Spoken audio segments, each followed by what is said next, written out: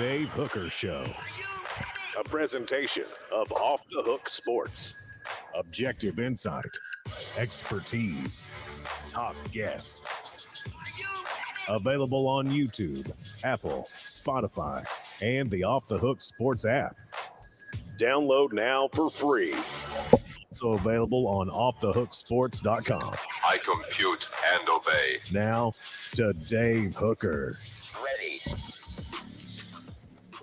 What a week. Welcome to the program, and we are loaded up. A Football Friday with Fred. Fred White joins us. So we'll talk a little bit about the Celebrate 98 series. If you haven't seen it, Billy Ratliff is up on the YouTube channel. But on the program today, you want to stay tuned because we've got a lot to get to. Projecting Tennessee's Too Deep is part of what we'll do via Caleb Calhoun and an article on offthehooksports.com. Also, Julian Phillips transferring from Tennessee. Want to dive into that. And there seems to be issues with players off the field, not necessarily Tennessee, but it's something always to keep an eye on. And then you have gambling. Is that the new issue that has to be dealt with, or is it the old school stuff? Drugs, alcohol, DUI, those are still serious. I'm not dismissing them, but what's the bigger concern for a college football program?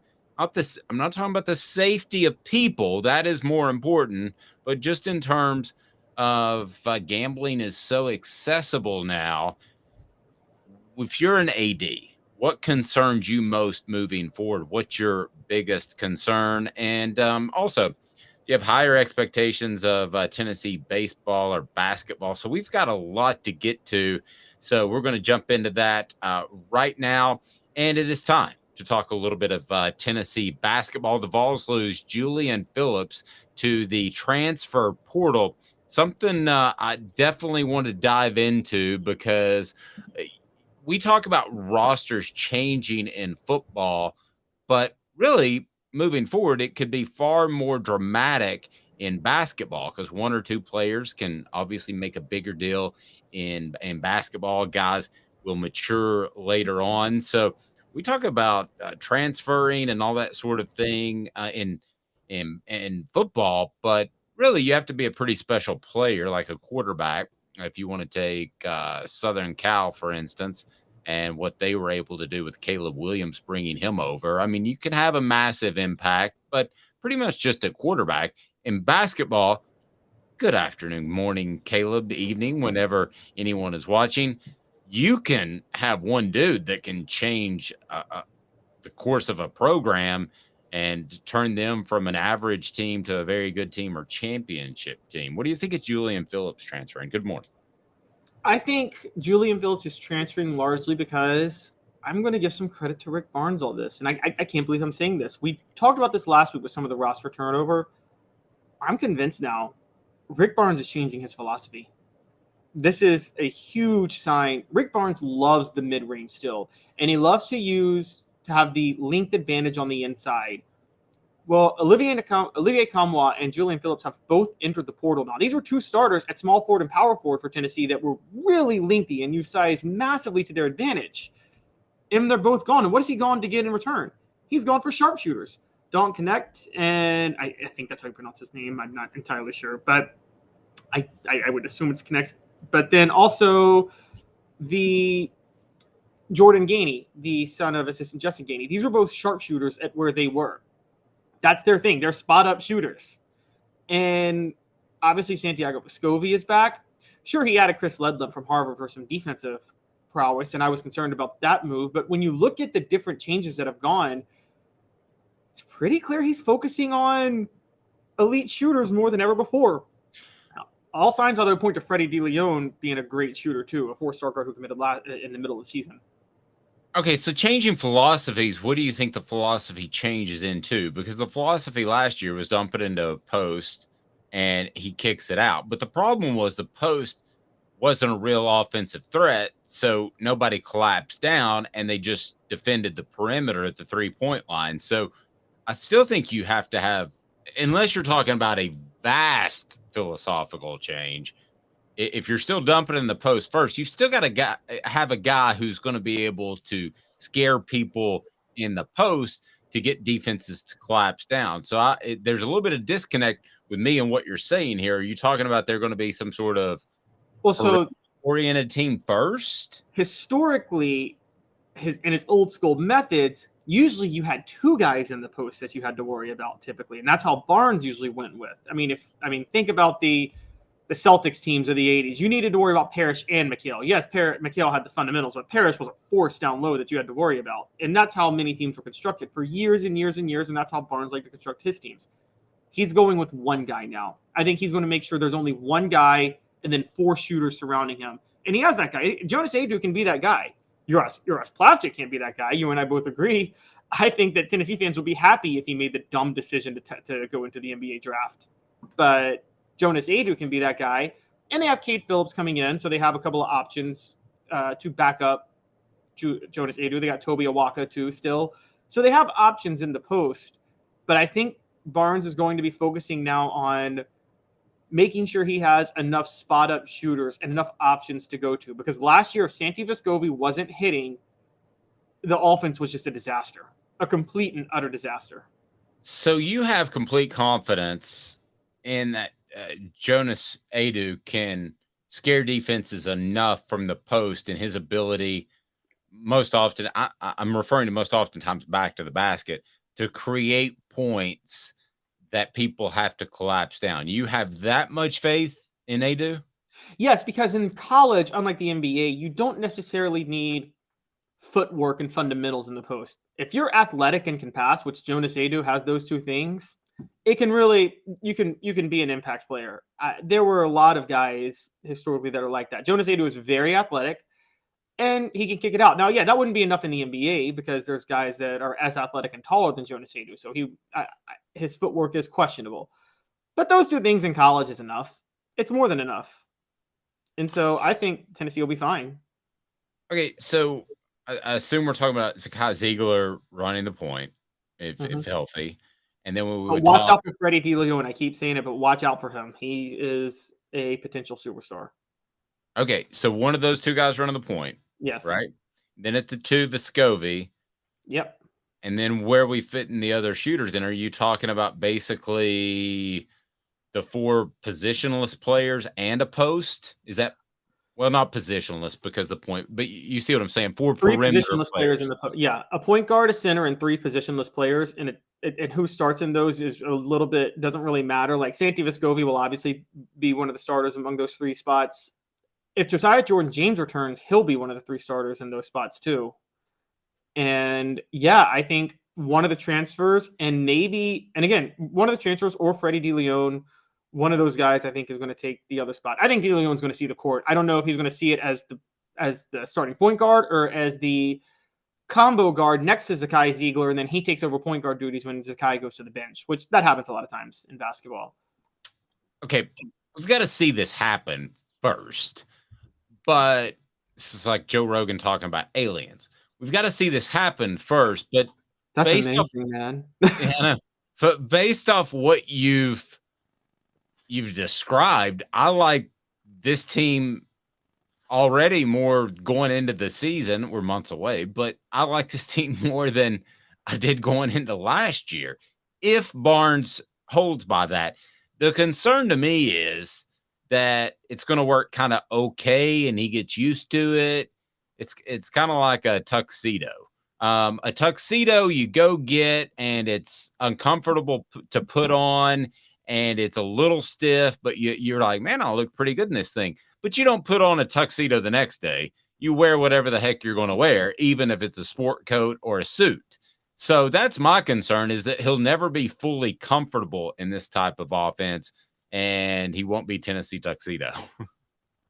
I mean, I could see that, but the personnel he's developing, it almost seems like he's going to be forced to be comfortable in this type of offense. Oh, I forgot about Jemai Meshack. He may start too, and he's more of a defensive specialist. But if Meshack develops an outside shot, watch out. I mean, we're talking a very dangerous team.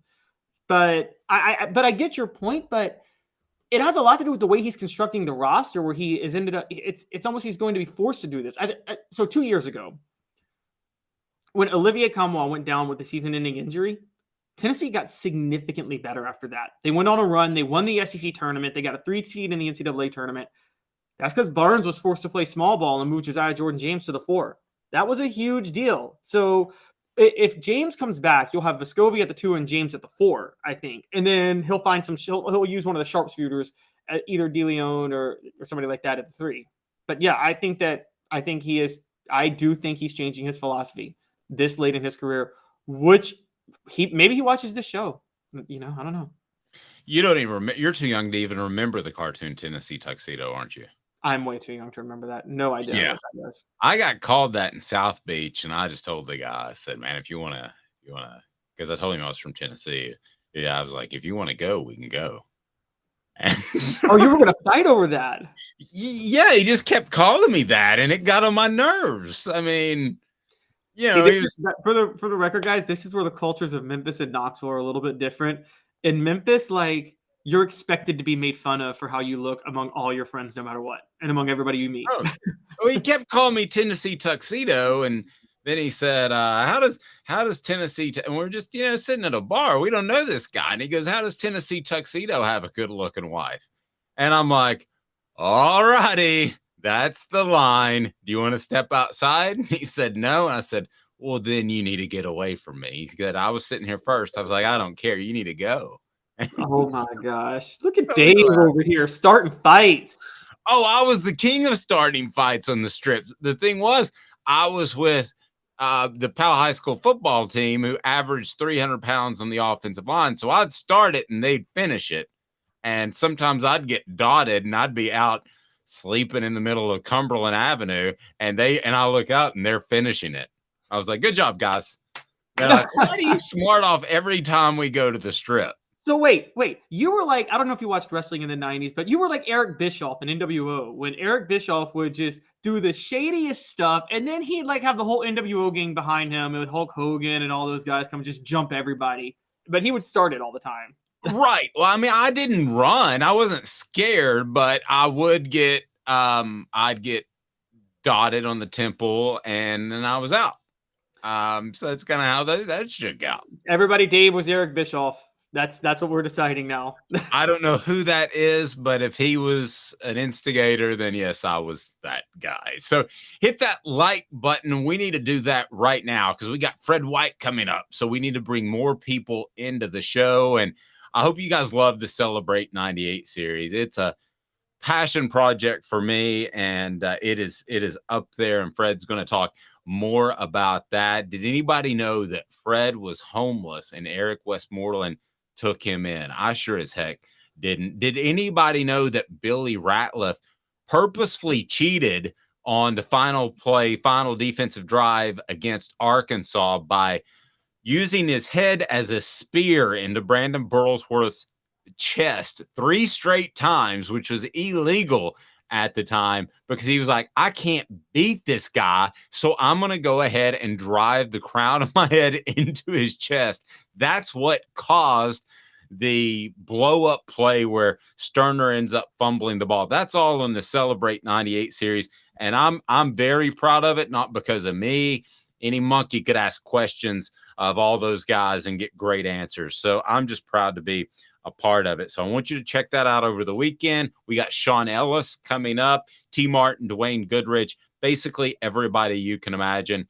And we'll test the waters on Philip Fulmer next week. I'm not sure how that'll go. He and I have an up and down relationship, but I'll give him a call next week and we'll see. But we're looking at having Randy Sanders and David Cutcliffe. I can promise you that if I'm a part of it, we will not have John Chavis because he hates my guts. Today's tough question is now, and it's brought to you by Andy Mason. I'll tell you more. Today's tough question. Today's tough question. Take a side. Take a stand. The Dave Hooker Show, a presentation of offthehooksports.com. I'll give John Chavis credit on this. He never physically threatened me. His son did. But he didn't. Oh, I think his son came at me on Twitter. I don't know if it's the same son, but one of his sons came at me on Twitter years ago for just, I said the most benign negative thing. All I said was great at preparation, but he has struggled with adjustments, in-game adjustments. It was a glowing article on John Chavis. But it was just that one thing. I said he struggled with in-game adjustments. No. he's not a good coach. He just had a lot of talent. I'll say that. No, but I think this was close to getting more physical, and I would have lost because he was an MMA fighter. It wouldn't have gone well. Why are we talking about me fighting so much in the beginning of the program? I got called. I'm like, John Chavis should have been the MMA fighter. The way, that voice. When's the last time you've been in a fight, Caleb? I never fought. Are you kidding? I was when I was 10 playing basketball in the neighborhood. Are you kidding? I never fought. I was not that guy at all. Rebecca says, Scrappy Dave. No, I was never afraid of a fight. I also wasn't afraid to lose, which I don't know if that's a good combination or not. But do you ever watch Bill Burr has a stand-up where he talks about how he loves the Pacers-Pistons brawl that happened in 2004? And he said, I love violence. Just not when it's being done to me. But, I mean, I love violence. And that's me. And yeah, I tell you, the last fight I was on, I was in the Strip. I was a senior in college. And I didn't say no more fighting forever because I got hurt, because I saw what my buddies – the Powell's offensive line had a Tennessee signee, a Vanderbilt signee, and they weren't even the two toughest guys. That was my best friend at the time. So I saw what happened to another guy, and I was like, I don't want to be a part of it, because that guy might still be sipping food through straws, and that's been over 20 years ago. I don't ever want to see that again. And I was like, I'm not fighting anymore. My wife goes, thank you. Good. We weren't married at the time. It's brought to you by Andy Mason Real Estate, who I grew up with, and we never fought. AndyMasonRealEstate.com. Save thousands or tens of thousands of dollars with AndyMasonRealEstate.com. Best service, best prices in the biz. It's AndyMasonRealEstate.com. Sign up. Rebecca, do not encourage me. Rebecca says, Scrappy Dave, I like it. I don't. No. Okay, so fighting is one of the things that you had to be concerned about back in the day, especially before the Strip was a big, huge apartment complex. And Tennessee's coaches had to be concerned about players getting in trouble. I remember there was one fight in which I can't remember his name, but he absolutely decked a player in intramurals. And he that was, do you remember who that was by chance? He in intramural basketball. What's that? Tony McDaniel. Wasn't that the Tony McDaniel suspension? It was, and could have killed the guy. And okay, so there were all these old school problems, and one that Caleb is going to bring up is DUI, and is drinking, and is drugs. But those are kind of old school problems, and I want to compare them to gambling. So let's use this as a backdrop. What's happening at other schools right now, Caleb, and with other athletes? Because while I think DUIs are on the decline, and it's not, oh, I got away with driving home last night. That used to be my generation, which was awful. And goodness gracious, I would take back a million nights. Not a million, but so Caleb, we have issues going on now still with drinking and driving. What are some of the latest that have cropped up there? So some of the latest are recently Georgia wide receiver Denylon Morissette was arrested early Monday morning for several charges, including a DUI following too closely and speed limit violations. And he's another Georgia player caught in a traffic violation, which there's been a bunch this all season. And again, we've been talking about it. Kirby Smart doesn't seem to care. But beyond this receiver, Denylon Morissette, who actually did play 11 games last year, we find out that Jalen Carter, this drag racing incident that got somebody killed in January, he was driving on a suspended license at the time. That came out yesterday. In between those two, Henry Ruggs, who we all know had his incident 2 years ago, has decided he's going to plead guilty. He's going to face 3 to 10 years in prison. Some people are mad about that. I would say to those people, it was obviously Henry Ruggs did not plan to murder somebody. He should be in prison, yes. But what good does it do anybody to keep him in prison for life? Does nobody any good. Doesn't do the victims any good. It doesn't do society any good to keep him in prison for life when he wasn't actually. This guy's not. He's not a psychopathic murderer. He made a horrible mistake and a horrible decision. Yeah, it was almost over the top though in terms of drive. I mean, if you've ever been to Vegas and been on the Strip, I mean, you just got to be an idiot to speed on the Strip because it's 156 miles an hour. Yeah. yeah. I mean, there's so much traffic even at 4 a.m. I mean that was as dumb as a DUI as maybe I've ever heard of. Okay, I mean that was bad. So I would go harder on him. I've always thought that they should be on work release program and all the money that they make, NFL players, and they have. And Tony Robinson had to do this. He got off on work release to be a scab player, and as soon as the NFL strike was over, Tony Robinson, the former Tennessee quarterback, he had to go right back to prison. So then he watched the Redskins win that Super Bowl that year that he was a part of in prison. So I've always thought that what they should do is they should be on the work release program. They should be able to go out, make their money, and then all of that money goes back to the victims. And they have to show the family of the victims. Yeah. Yeah, the family of the victims, or the victims if they lived but they were severely injured, whichever the case may be. So that's what I would have done. But don't to get sidetracked. I think these are things that have been somewhat addressed. I think these are things that are always going to be around in our society, and you should always be concerned about it. But Kirby Smart clearly hasn't addressed it, but yes. Well, no, Kirby Smart had better, and I think that racing is as big or a bigger issue of DUI from a very good source in the Georgia program that I was told.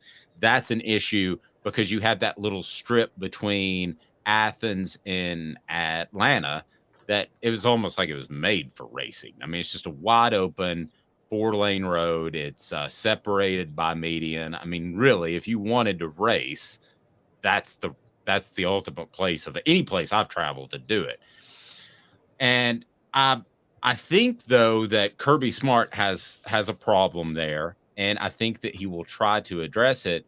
But all of these issues, guys, as far as DUI, racing, doing drugs, the stuff that my generation did as kids that were stupid, I don't think are as big of a problem. And I'm going to tell you why.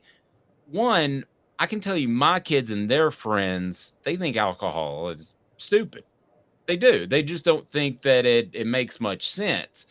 Now, I think there are going to be kids that, you have marijuana that's legal now. And we may have some people that still think marijuana is actually absolutely a terrible gateway drug and all that. But I think that even players I talk to think that's a better option if you want to chill out on the weekend or whatever. So that you're less likely to get in trouble with marijuana, I believe. I think the biggest issue moving forward, and it's starting now, is by far gambling. So today's tough question. I'll lump all the old school problems together, Caleb, that athletic directors and coaches had to worry about. You got all those. I'll take gambling. I think gambling is going to be a bigger problem for athletic directors in the next 5-10 years than everything else combined. So let's say up front, guys, what we're talking about is affecting programs, not affecting society. The old school programs affect society a lot worse. Yes. But I agree. Gambling is going to be a heck of a lot worse because there's no uniform standard. There's really no way to control it. There are no laws on the books right now at all to address this. I mean, every state has relatively the same DUI laws. You can't drink and drive or you have to pay a penalty. There aren't really any laws on sports gambling at all. And it's new. Oh, wait, it's an NCAA violation. Giggle, giggle. So is paying players, but that never stopped anybody. I mean, it's an NCAA violation. That's not going to stop anybody. No, and here's the other problem. If you crack down on gambling, and this is the big thing, which I think they should. They need to crack down. Dave, you and I know this. These 18-year-olds who get all this money, they're going to start gambling then under the table or illegally or having other people place bets for them, at which point they get in bad with really bad people. I mean, we know this. Which is how the Tim Donaghy thing in the NBA went from a 0 to about a 12. Yeah. Or to use this analogy, 25 miles an hour to 150 miles an hour really fast, like within weeks. Exactly. I mean, they're going to start like having, Tony Soprano place bets for them and making deals with the mob. And I mean, I'm serious. I know that sounds crazy, but that's what's going to happen. That's what happened. Look, we firmly believe Michael Jordan, that was a gambling suspension in 1993, 94. He was tied to some really bad people that he was betting on golf games with. You don't think that's going to happen with college football players who are younger than Michael Jordan a lot of times, dumber than Michael Jordan a lot of times? And I just, this is, and what happens when, you know, drug lords, mobs, gangsters are connected to your football program because people are wanting to place gambling bets under the table and not get caught? Travis says, come on, Dave, we were able to gamble in the 90s just as easy. Maybe that just wasn't my vice, but I didn't know how to do that. I could have gotten into a lot of trouble, but it wouldn't have been gambling. So maybe that's just me. I'd fill out a parlay sheet, and if I put $20 on it, that was a lot of money to me, so it didn't go any deeper to that. Now you have kids that have money, and you've got an app. That's so easy. I mean, you could literally do that in less than 5 minutes. So Fred White coming up next. It's a Football Friday with Fred. So stay tuned. Some thoughts that he had on why Tennessee's players didn't receive money at all in the 90s, and he stands by that firmly. We'll go with Fred White in 2 minutes. A Football Friday with Fred on Off the Hook Sports. Family has been creating jewelry since 1986, each piece unique with a story all its own. I'm Rick Terry with Rick Terry Jewelry Designs. I'm a jeweler, and I want to be your jeweler. We're grateful that you chose us to be Knoxville's best jeweler. My family and staff look forward to serving you. So please come see us. Kingston Pike and Campbell Station Road in the heart of Farragut and downtown on Gay Street, right next to the Tennessee Theater. Hi, Mike Davis here with City Heating and Air, reminding you to always dare to compare. Our team provides quality local heating and air service, installation, and maintenance across East Tennessee. We use only the best equipment like American Standard heating and air conditioning for your residential, new construction, or commercial needs. Honesty, dependability, and customer satisfaction have been the cornerstones of our business since 1961. City Heat and Air. Dare to compare. With all that sun, sand, and salt water, the beach is a very relaxing place. Unless you wear contacts. Ow! Open your eyes to the best the beach has to offer with LASIK vision correction from Campbell Cunningham Laser Center. Ah. Do you want to own the more that owns every job? Then get to Vassy Lawn and Garden in Cleveland and get you a Toro. I'm David Vassy, here to talk to you about Toro. With a Toro Zero Turn, you'll get more out of every minute and you'll reach the finish line faster. At Vassy's, we like to say, no matter if you're mowing 3 acres a week or 11 lawns a day, homeowners and business owners alike find confidence in equipment they can trust from top to bottom. Vassy Lawn and Garden, Highway 60 North in Cleveland. Man alive, it's worth the drive. These mountains hold and defend a spirit far better than moonshine. A drink that holds flavor that becomes necessity. A hard cider made and relished by folk who are as hearty as they are legend. A refreshment that can only be found in one place. With a taste that makes you say, give me 3 bottles of the good stuff. Tennessee Cider Company, where necessity can be found. Who's this guy? Hello, wizard. The Dave Hooker Show, a presentation of Off the Hook Sports. What? YouTube, Apple, Spotify, and the free Off the Hook Sports app. Back to Dave Hooker. All right, let's get to Fred White. Love it. Fred White joins us each and every Friday. Portions of the program brought to you by Tennessee Cider Company, including Fred White's appearance. Go to TN Cider Company. It's phenomenal, and they bring you the Celebrate 98 series, which is up and running. Interviews with Eric Westmoreland and a guy named Billy Ratliff, who made kind of a big play. That is on our YouTube channel. Fred, how are you, sir? I'm doing good, Dave. How about yourself? I'm fantastic, man. I'm kind of ready for the weekend, and good to go. A lot of things I want to talk to you about, but one of the things that, so I'm just going to be really honest. Fred, Billy, and Eric and I have, and players in the future, we will have some interesting conversations off the record and off the air, of which I'm not going to share some of that stuff. But one that I wanted to share that really blows me away, and I was talking to somebody who's a huge Tennessee fan yesterday, and I was telling him this, and he just flat out didn't believe it. And I was like, okay, I don't care if you believe it or not. I'm telling you as a friend, they told me this off the record, and I believe it. So I think we have this perception that everybody had their hand out and that boosters were given $100 handshakes at the very least. But I'm going to go ahead and share something off the record. Fred and Billy and I talked about that. Fred, you guys didn't take any money, and I'll stake my reputation on it because I know you as a very, very close friend, and you didn't for one big reason. And why was that? You didn't want to get in trouble or get caught. Because you got in trouble, you got caught. You couldn't play anywhere. Not just at University of Tennessee. You couldn't transfer and go anywhere and play. Your career was over. That was it. That's true. And you also would have hurt the university and maybe a chance at a championship. And I think you said something, you would have let your teammates down. How big of a factor was that? Absolutely. You didn't want to let your teammates down. I recall when Coach Fulmer came into the room, 98 year, and it's a locker room and team meeting room. And they tell us that, one of our guys, one of our leaders had taken some money and he was going to be ineligible for the season. And then they brought up Al Wilson. You could hear a pin drop in the room. Oh, wow. Al went up there and gave a fake apology. It was all a setup. They had got him to, set him up to do this. But the room was so quiet. And we were sitting there trying to figure out, what are we going to do with our football season?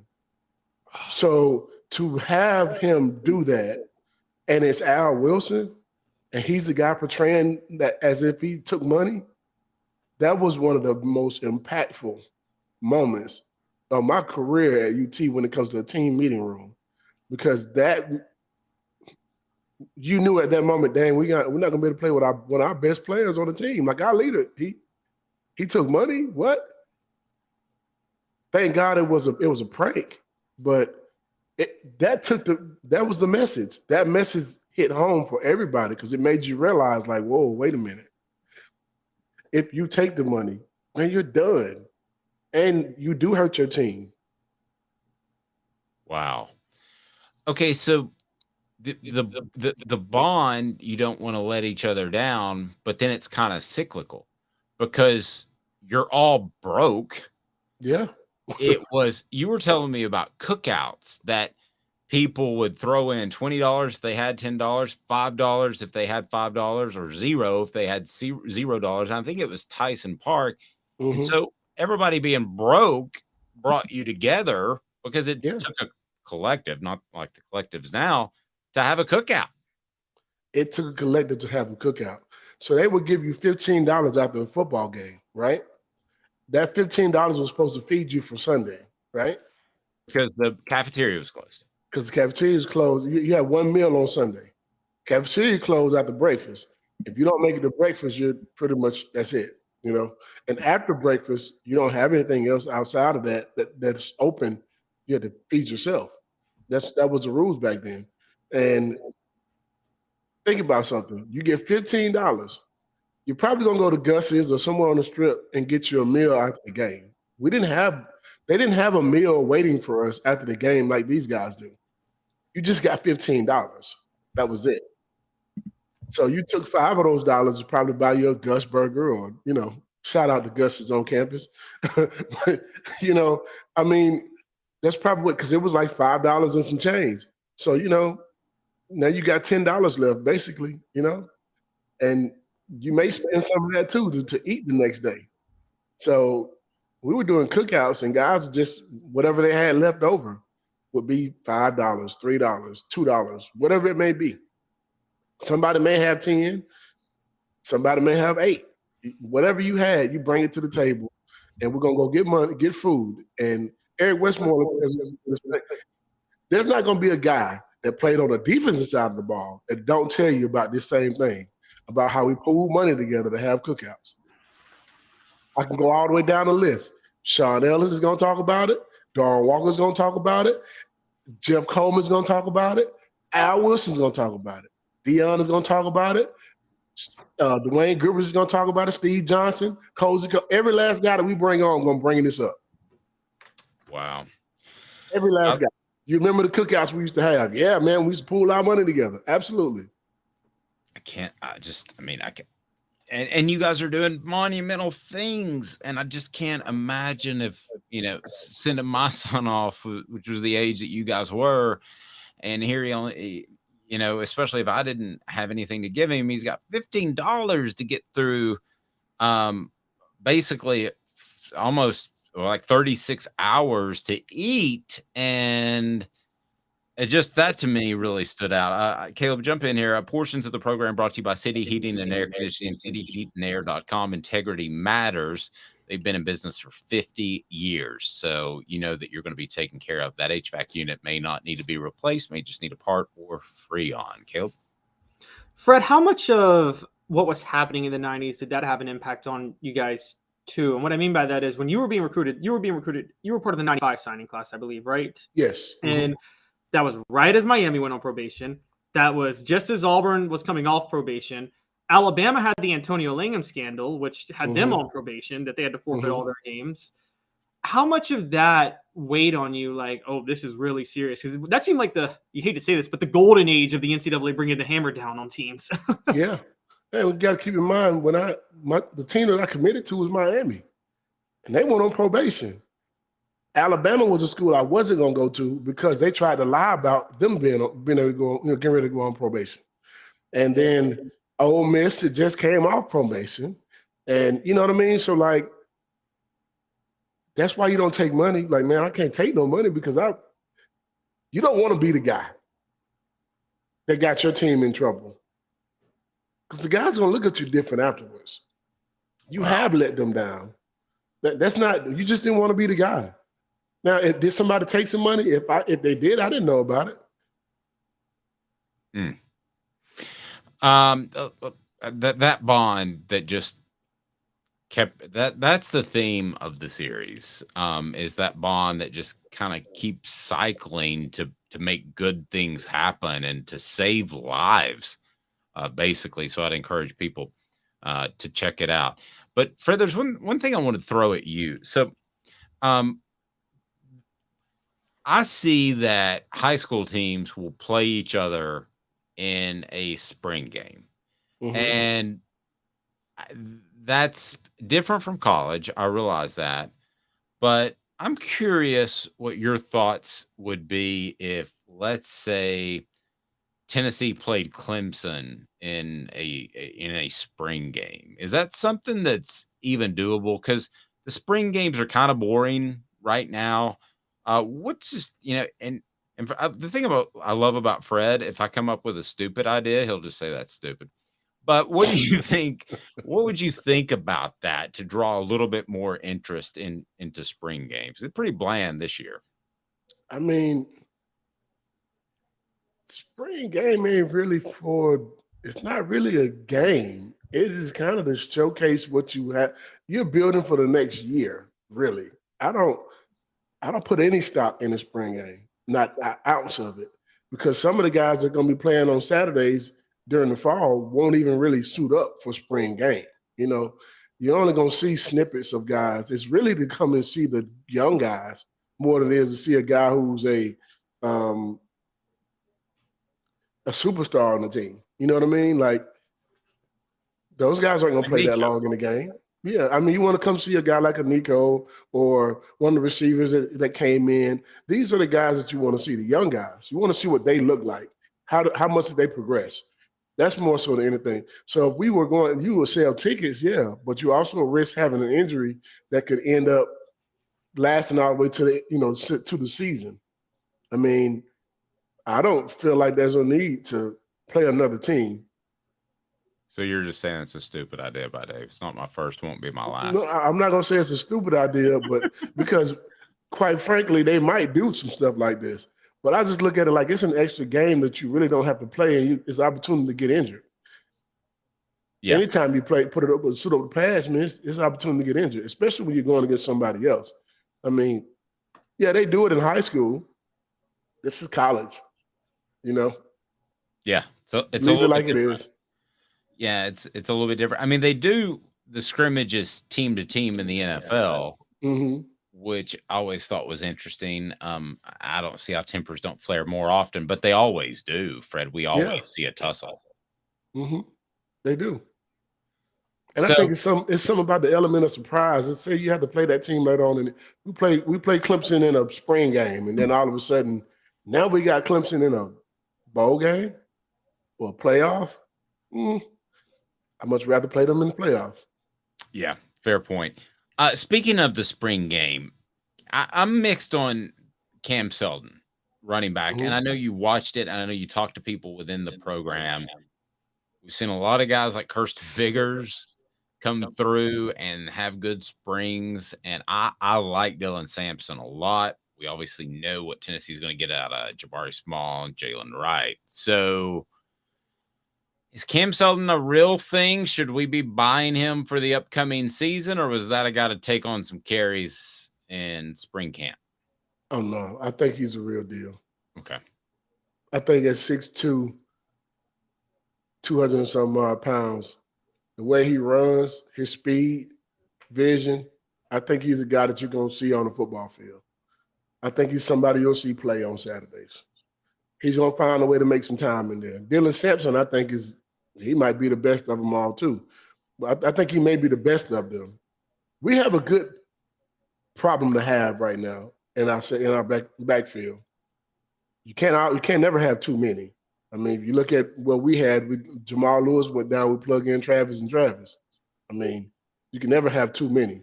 I mean, and the next year, our senior year, we have Travis and Travis, and we bring in a guy by the name of Ontario Smith. So you can never have too many home run hitters in your backfield. I mean, that's a good problem to have. The problem you're going to have is trying to figure out how to get the ball in all their hands and keep them happy more than anything.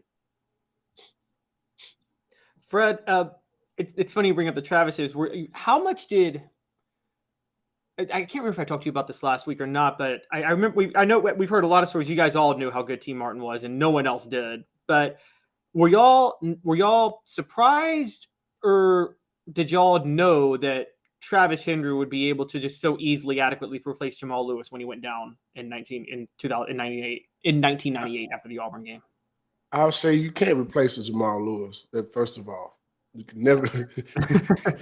you can't replace a Bertier. Remember the Titans. There we go. Is that the game where they call a reverse on the last play and it goes 80 yards for a touchdown? Like that would never happen in real life. Okay. I think that happened to Happy Gilmore too. Or no, not Happy Gilmore. What was the Adam Sandler football movie? Longest Yard. Longest Yard, yeah. No, yeah. that's Adam Sandler. Bobby Boucher. Oh, Waterboy. Oh, Waterboy. Yeah, they called a halfback pass on that. But it was a reverse. But he passed it. Yeah, but it was a reverse thrown back to the quarterback on the last play. like anybody would ever fall for that. I can't remember Caleb's question. What was your question again, Caleb? I remember the question. Okay. So you can't replace Jamal Lewis. If Jamal doesn't get injured, we're in a whole different we wear everybody out. There's not even a close game past Florida. If Jamal Lewis doesn't get hurt, you see what he did against Auburn? He had ran for the first time he touched the ball, it was a 70-yard touchdown. We were just getting started. I mean, Travis Stevens went for 100 yards against Georgia, and no offense to Travis Stevens, but Jamal Lewis was on a roll. He would have wore Georgia out. That 100 yards for Travis Stevens would have been probably 180, 200 for Jamal. Yep. Plain and simple. You know what I mean? Now, you take Travis Stevens his senior year against that same Georgia defense, he might go for 200. But at that time, he wasn't that same back. You know what I mean? I think that when he went down, I'll never forget Coach Fulmer calling up the team to tell us that he had injured his knee and he may be back for a bowl game, but not likely, right? And I remember everyone looking at the running backs like, okay, well, don't nobody in the country know what else we have but us. We've already seen these guys. We knew what they could do. So we weren't, we got 2 running backs sitting over here that can do the same job as Jamal when it comes to like, I think you add their skills together, they make a Jamal. Yep. And you talk about overcoming injury. A lot of people forget that Al was beat up that year. Yeah. And that speaks volumes, but it was amazing how he was still a leader on the sideline. I'll never forget him having that towel and being halfway on the field cheering you guys on. Man, leadership comes regardless of whether you're on the field or not. You know what I mean? If you're the voice of the team, you still be the voice. You don't take your voice away. And usually when guys are injured, they don't make the road trip. I'm so happy that Coach Fulham brought Al anyway. That makes a difference because we had one of the best defensive games we had all year. And our defensive leader wasn't even there. So we are looking at this season, and Eric Westmoreland, I think you acted like it was the first time he said it, and on our recent video that's on our YouTube channel, but he said you were like the uncle. Because Al was I view Al as the fiery dad who comes home mad after work, and Fred's kind of the uncle that calms down everybody and the guy that you can go to for advice. What did you think of him calling you the uncle? You know, I don't think anybody had ever explained it to me that way. But I get it. I take it as a sign of respect too, because I could see myself as being the uncle because I was. So for most of the young guys that came in, it's, show you how the right way to do this. No, you can't do it this way. You got to do it this way. No, this will get you in trouble. I know because I already did it. And I'm a Jay-Z guy. Hov did that. Hopefully, so you wouldn't have to go through that. So don't. That's my workout song every day. Don't follow my footsteps and do what I just told you not to do. I told you don't do that. Don't do that. That'll get you in trouble. So basically, what you're saying is, I like to refer to Caleb as Aunt Calhoun. What? So, Fred, what you're saying is you were the guy that took the player under your wing and warned him, you want to come to me before you want me to come to you before Al comes to you. Is what you're saying? You want me to come to you before the coaches get on you. You want me to come to you before you're in the breakfast club, which means you got to check in every morning. Hey man, you don't want to do all that. If you want some freedom, do this. Okay, you want to listen to me? Let me show you what's going to happen. Here it is. I've seen plenty of guys come in here as one of the top players in the country and leave in 2 semesters. I mean, it's one of those things where I did make a lot of mistakes my freshman year. I was mischievous. I did get into fights. And I also would tell them not to fight and then go pick the fight with whoever they were ready to fight with. I promise you, if you were on campus and one of my freshman guys came back to me and told me somebody was bothering them, you got a problem with me now. The coaches used to always wonder why I was in so many fights. Don't let one of my freshmen come back and tell me somebody bothered them on campus or was talking trash to them. Oh, you talk trash to my freshman, you got to talk trash to me. And I'm coming. So I don't care if you don't like me, but you're not going to bother my teammates. Plain and simple. Who you want to fight? You want to fight them? Well, you got to fight me first. I promise you're not going to win this battle. So, because we talked about this earlier, Fred, before you were on the show, were you ever hanging out with Dave and he started a fight knowing you had his back just because he wanted to? Yeah, we were talking earlier, Fred. I got a story though. Okay, okay, what's the story? Oh man, can you tell it? Am I going to be forever embarrassed? So we went to Atlanta. We were recruiting Eric Berry. I was covering you. You were covering. I was trying to, I knew Eric already, but like we went to the. So my cousin comes to get us, and we go to this club. Right. I remember we walked up to the door. Dave was like, "You sure I can come in here?" I said, "Man, you and me, we going anywhere we want to go. What you talking about?" Oh my God. You should see Dave walk in the club. It was so hilarious. And my brother was like, "I got you." My cousin was behind him like, you good. We got you. You all right. Ain't nobody gonna bother you. Yeah. I think I immediately went to the bar and got some liquid courage at that point. You did. Yep, you sure did.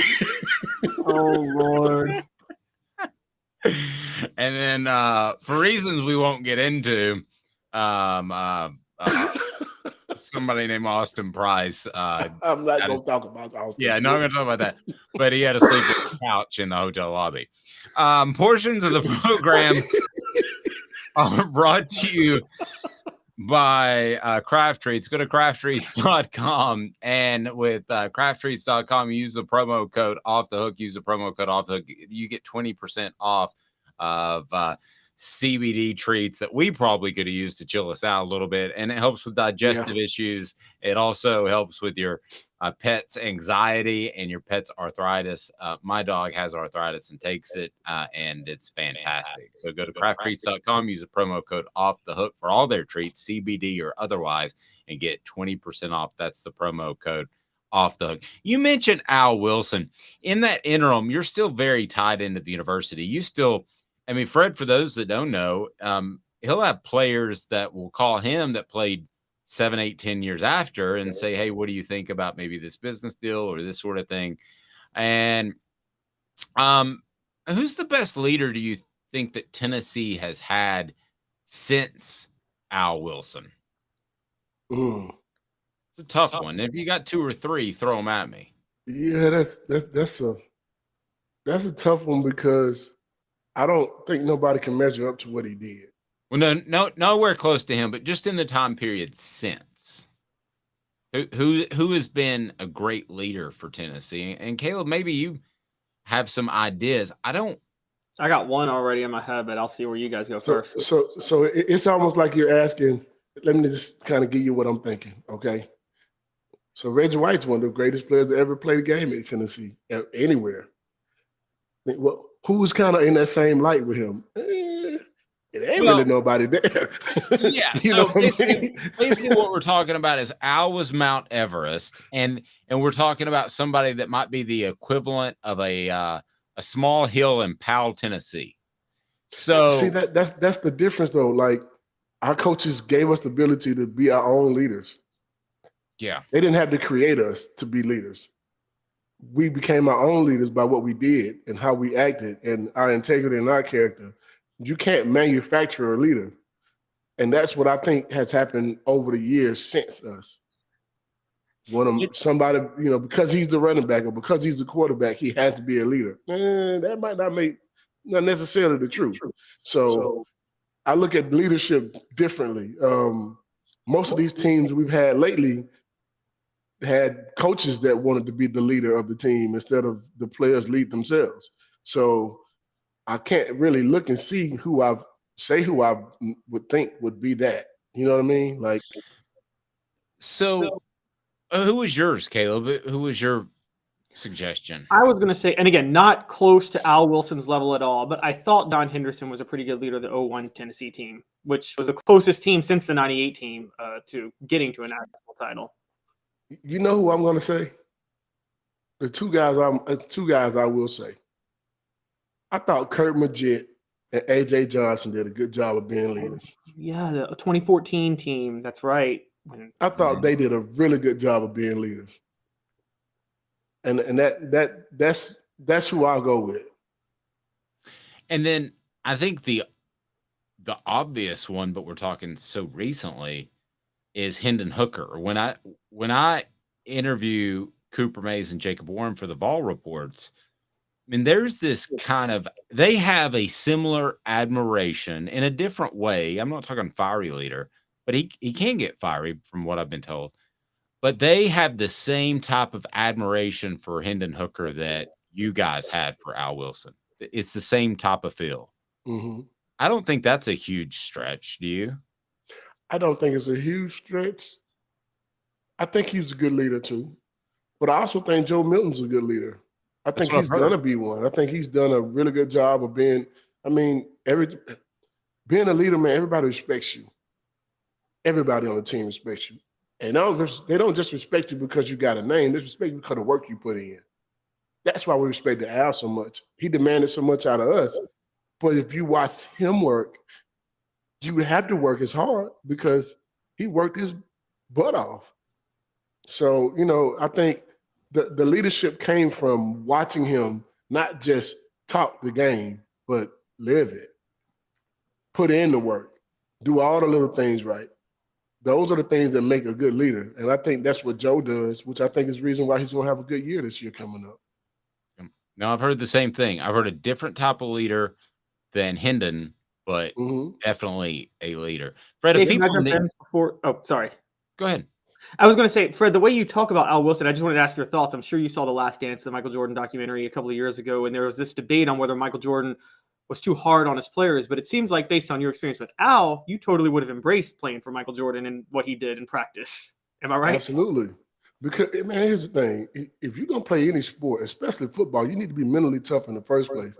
And if somebody brings something to your doorstep and tell you that you're not doing something the right way or you're not giving your all or whatever, they obviously saw something you did. So it's called constructive criticism. Be coachable. Not just be coachable from your coaches, be coachable from your teammates as well. How else you think you're going to win games? If I came to the sideline, I've come to the sideline several times and Deion Grant will get on my case because I missed a call or I missed a read. Or I'll get on him. Or we get on Dwayne or whatever. That's what you do. You're supposed to in order to be better. We went to practice every day, and our thought process was, Al Wilson would say, we having perfect practice today. You know how much pressure that is? That means make no mistakes, none. Get everything right. If you drop a pass, you're one of them. That's how we practiced. That's how we practice. And if you're the person who messed up our perfect practice, hey, man, you're going to hear from everybody. You obviously not paying attention. And if you're a second string guy, we ran the same plays with the first team that we do with the second team in the same order.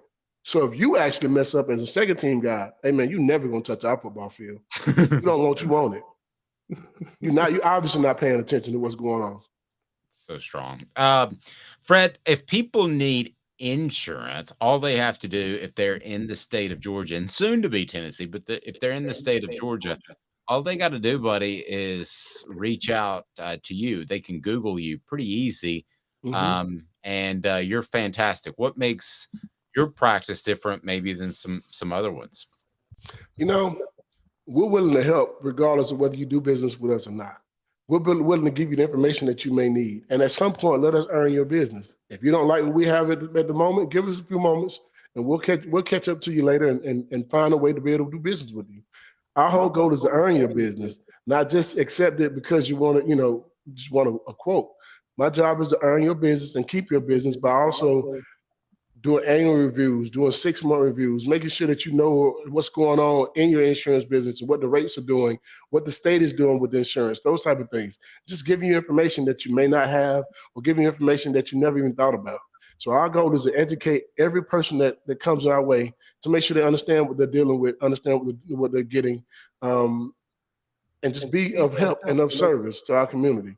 So you can give us a call at any time. Our phone number is 770-381-0367. Again, that is 770-381-0367. Or you can also catch us online at fredwhiteallstate.com. Love it. Thanks, Fred. We will talk to you soon. I appreciate you. All right. Thank you, brother. You guys Fred have White, a good one. And, Go Vols.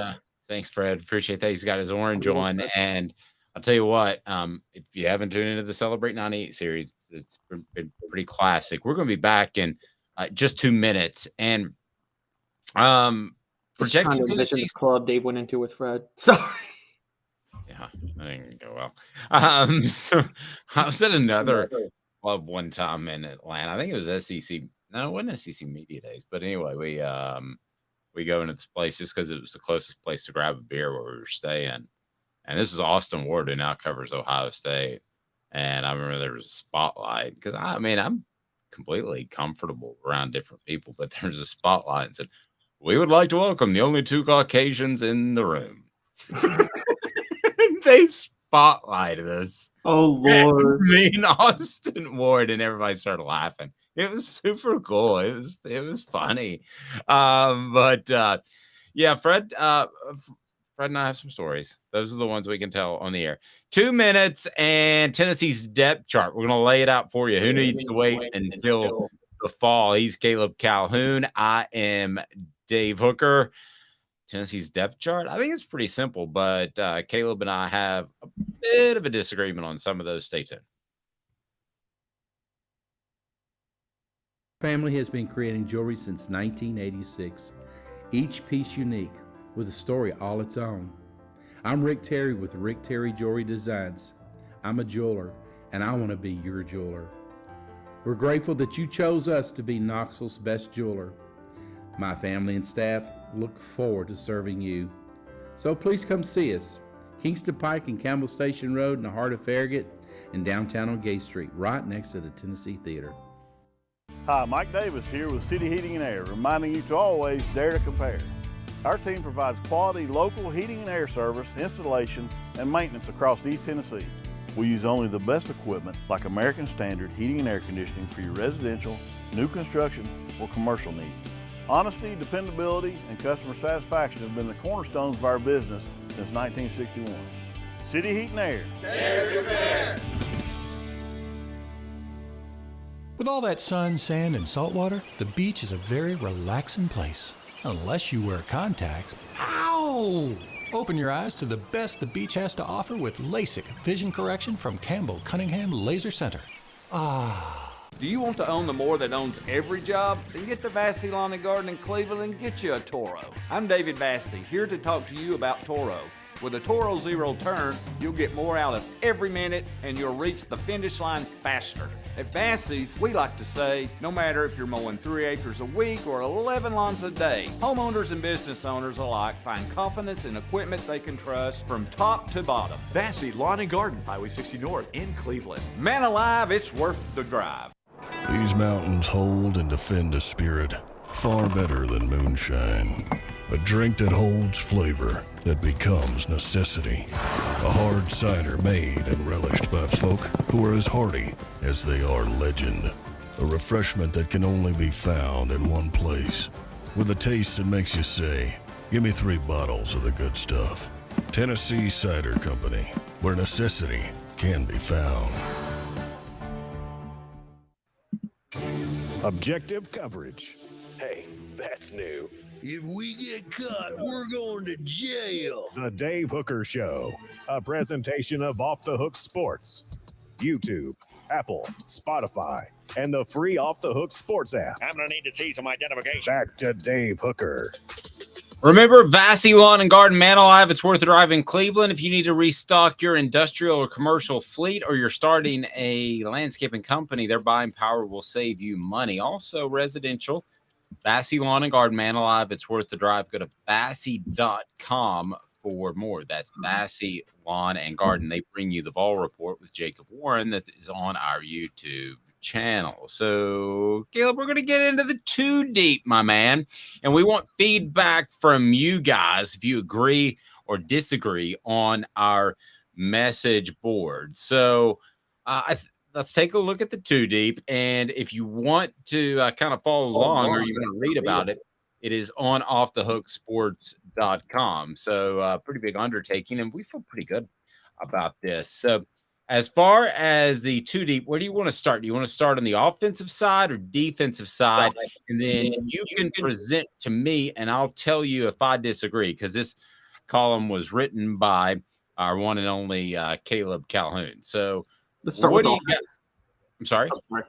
Sorry. I was gonna say let's start with offense. I didn't. Okay. So we will start with offense as we project the depth chart, the 2 deep depth chart for 2023. So let's start with offense. I'll tell you if I agree or disagree, and I might have some of my fun new drops because you know how juvenile that I can be, even pushing 50. All right. So Caleb, what do you got? All right. So quarterback. Oh, and by the way, I forgot to say, here's what you need to do if you want to be a part of the program in the future. And also, if you want to get notifications, turn your notifications on. But Jacob Warren, what do they need to do? What's up, everybody? This is Jacob Warren asking you to like, subscribe, and share. Dave needs this. Yes, I do. Thank you, Jacob. I do need that. So we need you to like and subscribe. All right. So what do you got for me? Let's start on offense. You go. And I'm going to tell you if I agree or disagree via drops.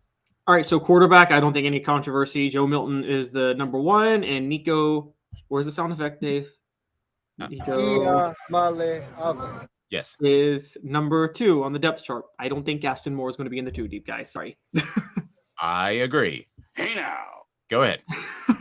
All right, running back. Now, here's the first twist. I got Jabari Small as the starter, the feature back. And I got Dylan Sampson taking the number 2 back role from Jalen Wright, guys. I love what you're doing with Sampson. I do. So yeah, I'm gonna agree with you. I think that Dylan Sampson is the next superstar at Tennessee. Hey now. All right. Wideout. The number 1 wideout is going to be Brew McCoy. Anybody disagree with that? You've agreed that he's the best NFL prospect on offense, right? Yes. Okay. Number 2, and this isn't set in stone, but I think Ramel Keaton is going to hold on to the number 2 wideout spot. And I think Dante Thornton Jr. will be the first wideout right off the bench behind McCoy and Keaton. And then 4th, and here's my big one, Caleb Webb and Chaz Nimrod were earlier recruits, but I think Nathan Leacock has moved ahead of them. So I think he's going to be he's a freshman. I think he's the 4th wide receiver on the depth chart. So you think Thornton will play on the outside? Because we're just talking about we're talking about the wideouts, not the slot receiver that Jalen Hyatt played last year. We're going to get to the slot spot. I think Thornton can play in either spot, so I think he'll be the first off the bench in both spots. That's crazy. I've got Thornton above Keaton. If he plays on the outside, I've got Thornton above Keaton, and so does Tracy Morgan. Okay, wow. Right, you know what's funny is I was the Dante Thornton as Kevin Durant in this offense, but that's when I thought he was going to be the starter in the slot. The wideout, I think, is a pure wideout. Keaton's better. But in the slot, I've got Squirrel White starting, and again, I've got Thornton as the number 2 slot guy. So Thornton will be the first off the bench at wideout or slot, which is why he'll see a good bit of action. Do we agree, Hank Kingsley? Hey now. Yes, we do. All right, tight end. All right, tight end. Dave, we know you need the subscriptions. Jacob Warren needs the starts. So, yes. Everybody, this is Jacob Warren asking you to like, subscribe, and share. Dave needs this. Okay. Going to be the starter at tight end. You got Jacob Warren and McAllen Castles. Yes, I do. I have McAllen Castles because Miles Campbell's transferred. I believe in Ethan Davis, but I've heard enough stories that he's very, very, very raw. And with Princeton gone, I don't think he's going to be able to be the backup tight end this year. I think next year he moves ahead of everybody and becomes a starter. But I think this year, Warren and then a veteran and McAllen Castles will be the 2 guys. I'm going to lightly disagree because I haven't heard enough great stuff about Castles. Okay. I haven't heard anything bad. I'll tell you if I hear any reason that I don't think he will play. But I think that there's a possibility they would go 4 wide when Jacob's not on the field. And I think there's a possibility that you would like Ethan Davis because of his athleticism. So I'm not downing Castles. I'm just unsure about Castles, but it is May. All right. So what we largely agree is this year it's not going to be a by committee tight end set. It's going to be Jake Warren or 4 wide for most of the time. I would think, yeah, it was pretty much 50-50. They swapped series last year, Princeton fan and Jacob. So I don't think you're going to see that. All right, so let's run through the offensive line. All right, left tackle. I did not think this was going to work out, but I've heard enough good reports that I think John Campbell Jr. takes over at left tackle this year with Jeremiah Crawford as the backup. Yeah, I pretty much know that to be true. Hey now. Keep rolling. Right. Left guard, Texas transfer, Andres Carrick. I think he takes over the starting job at left guard, and Ollie Lane is a longtime veteran, so I think he'll still be the backup left guard. I'm going to give that both a. Hey now. And That's crazy. I think Addison Nichols would be the backup at left guard. Okay. I think he'd be the backup at all the guard positions because I think they're a little light there. All right. Even so despite center, Ollie Lane's experience, because Ollie Lane's played a lot. You think? Yeah, I just feel like somebody I talked to actually yesterday, coincidentally enough, that it would be Nichols. But if they had two guys go down, which is very possible in the SEC, I think Lane's right there. But go on to center. Okay, so my center, and this is why I didn't have Addison Nichols in the guard spots. I've got the obvious Cooper Mace starting at center, but then I've actually got Addison Nichols as the backup center. And I think they're going to want to get him as many reps at center as possible so he's ready to go in case Mace gets hurt. I believe that's absolutely correct. Hey now. All right. And so right guard, you're probably going to disagree with me on this because you did with left guard. You'll agree with the starter, Javonte Spraggins. But again, I think because Ollie Lane will be the first guard off the bench behind Carrick or Spraggins. So I got him as the backup again at right guard. Okay. I could roll with that the same way I did left guard. All right. Right tackle. And right tackle, Gerald Mincy moved over. I think he's going to be the starter there. And I think he's not Darnell Wright, but I think he's a potential star. So I think he's going to be the starter. And Jeremiah Crawford is going to back up John Campbell Jr. and Gerald Mincy. He'll be the first tackle off the bench behind Campbell and Mincy. My thoughts on left tackle are this. First portions of the program brought to you by Campbell, Cunningham, Taylor, and Hahn. I do not have any problems with my eyesight far away or up close, and it's pretty awesome. So you need to check them out. And Campbell, Cunningham, Taylor, and Hahn also has the vision centers to take care of you, and their vision centers are simply awesome. As far as right tackle, it's going to be a fall off there, but I think that's the absolute direct decision that Tennessee will go in. All right. Do you want to turn it to defense now?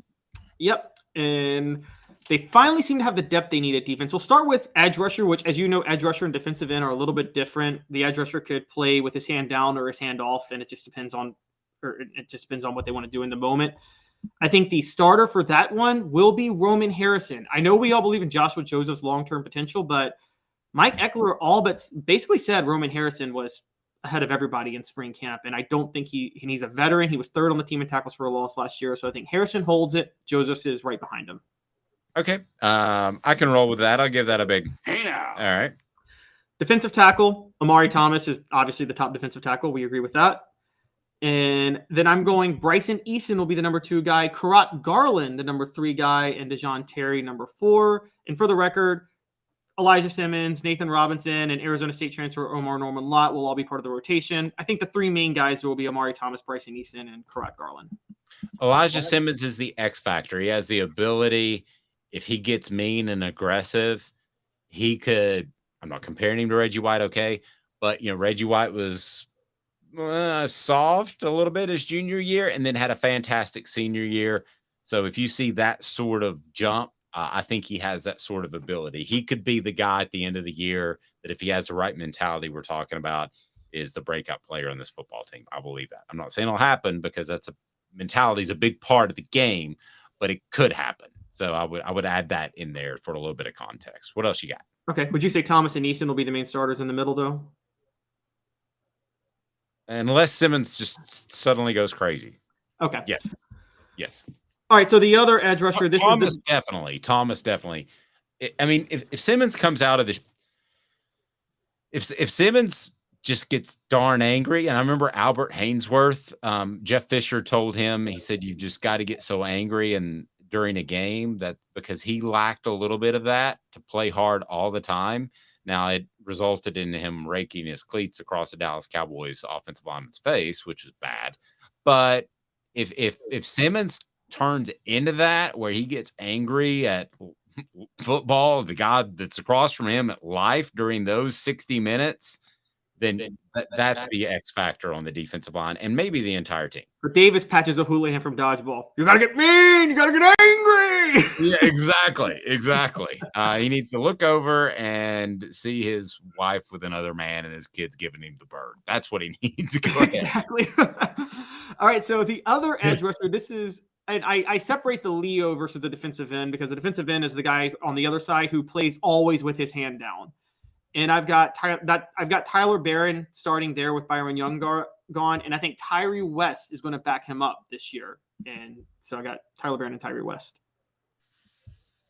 I will give that a big. Hey now. That's absolutely correct. What else? All right, Mike linebacker. Aaron Beasley resuming his role that he had last year. And I heard good things, particularly from Josh Ward, that Elijah Herring will be his backup this year. I can see that. I don't think you want Aaron Beasley to get hurt, though. Yes. If there were 3 guys, and obviously the quarterback is always one with any team. And then if I made a list of 3 guys, Beasley might be the one guy that. But you got Healy too. But go ahead, continue with the list. Yeah. So on the weak side, which is replacing the role Jeremy Banks had, I've got Keenan Peely as the starter. But this is one where you can afford an injury because I think the guy backing him up, Arian Carter, young guy, but I'm hearing a lot of good things about him. See, I'm gonna switch it up a little bit. I think, and this is based off me watching their tape, and I'll do a little digging to have some better insight next week.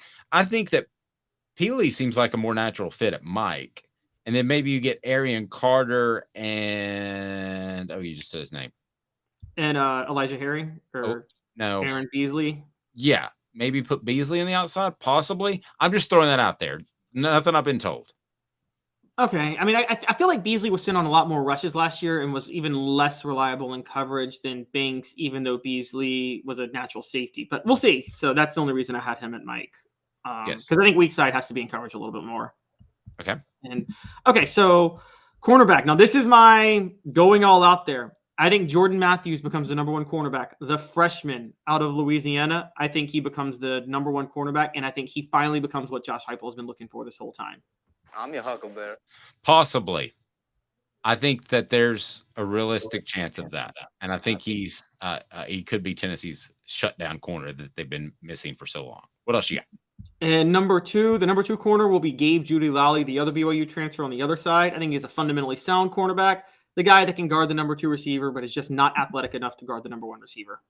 And that's where I got him. That's crazy. I think Gabe Judy-Lally is going to be the backup at almost every position in the secondary. All right, so who starts? Well, do you think my third guy starts the other spot, which is Warren Burrell, who returns from injury? Hey now. Yes, I do. Okay. And the 4th cornerback on this is I have Kamal Haddon. Yeah, he's a dude. All right. I don't want to say anything bad about him, man. He's fine. He seems like a great young man. He's a really nice guy. Yeah. Oh, You know what I need to do? Why don't you shut the hell up? Go ahead. I don't want to say too much. I don't want to run a kid down. All right, at the star position. All right, I'm going to be a little mean here, but Tamarian McDonald was a starter all last year. I don't think he's in the rotation this year. I'm sorry. I just think he was so awful last year. I'm sorry, Tamarian. I hope I didn't sabotage a negotiation you had with him on the show, but no. So what? But we're not going to say this about any player. You suck. Okay. So, but seems like you're close to that. So I want to get far away from that. He's a fine young man. He's doing a great job. Okay. Dave is the participation trophy guy. Well, we'll see. So Danico Slaughter I have is going to. He started a little bit at corner last year. I think he's going to move over to star this year and start at star. And I would have Slaughter actually at that other cornerback position. So, but again, I'm not. I'll give you insight when I have it. I'm just looking at skill set.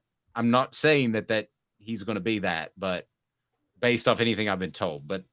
That just seems like that way it's skill set. Go ahead. That's possible, but I thought with Burrell and Gabe Judy-Lally, neither who played last year, they would take it. But you might be right. But I have Slaughter starting at star, and then I have Brandon Turnage right behind him. Turnage backed up Theo Jackson a couple of years ago, and then his one start was SEC Defensive Player of the Week. I think he might get that role back this year. Okay, so I'm much higher on Slaughter than you are, and I think Gabe Judy-Lally is going to be a utility player across the secondary and very valuable. So even if he doesn't start, I think at the end of the year, you're going to look at him and say, that's a very important player because somebody's going to get hurt at some point or that's true. Suspended because some drunken idiot comes into their girlfriend's room And they don't realize how strong they are, and they throw a punch and accidentally break their face. But other than that, all right, what else we got? All right, so at strong safety, no surprise, Jalen McCullough is the starter. And I think and my shock is that I think Jordan Thomas takes the backup role. The reason is a lot of people talk about Andre Turntine, but based on things you told me and things I've read, it just doesn't seem like he's figured it out. That's crazy. I'm taking Gabe Judy Lawley as the back. So you got him as the backup just all across the board. I really do. Yeah, okay. I think he's a smart guy. He's going to learn all the positions, and I think he's definitely going to be the backup of the two safety positions. And in a pinch, he would be able to do so at cornerback. All right, and that's then my free safety is the utility defensive back of last year, and the guy who I thought really emerged towards the end of the year, and that's Wesley Walker. I think is going to replace Trayvon Flowers at free safety. Hey now, love that. And behind him will be the son of Rodney Harrison, Christian Harrison, who I feel like is football smart. And if there's one position in the secondary that, I mean, they all require football smarts to a degree, but the one that requires the most football smarts is free safety. So I think Christian Harrison will be ready. Say wham. I'm with that. All right. Trying to figure out a way to work in that draw, but that one may go away. All right. Do we have anybody left, or are we good? Well, special teams, I think Charles Campbell starts at kicker. Jackson Ross, the rugby dude, starts at punter.